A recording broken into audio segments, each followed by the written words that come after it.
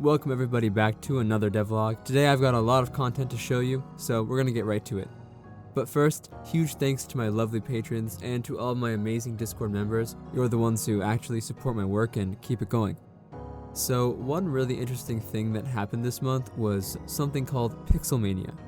Now this was supposed to be a pixel art per day challenge, sort of like Inktober, and I was actually invited to participate in this challenge. However, the timing was really bad for me because May was the exact time I had to do all of my AP exams and AP finals. I'm hoping that maybe next time something like this happens, I'll actually be available to do it.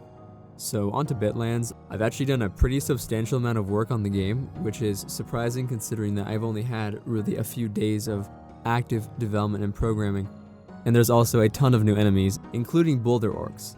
Boulder Orcs are basically just like the Spear Orcs, except instead of throwing spears, they drop or throw boulders at you.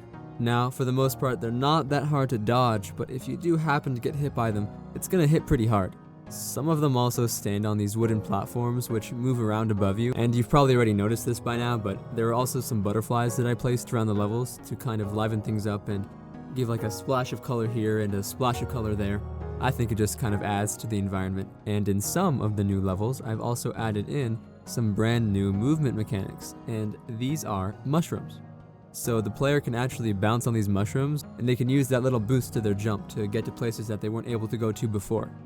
And I decided just for fun that I throw in a couple of Mushroom Men NPCs as like a little bit of a relaxing point in the middle of a very fast-paced level. May Uncle Reginald rest in peace. I also smoothed out a lot of the game mechanics and physics, so I'm hoping that maybe now it'll run a lot more smoothly than it did before.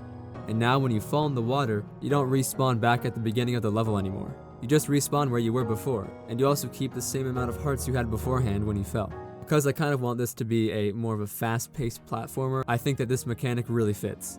And of course, like every game developer does, I changed a bunch of the levels. I found a ton of bugs, squashed them with my 10-pound Italian Vogue magazine. You know, typically I would go into the programming of some of these things, but it's actually pretty boring and it's not even that complicated, so I don't really think I need to talk about anything.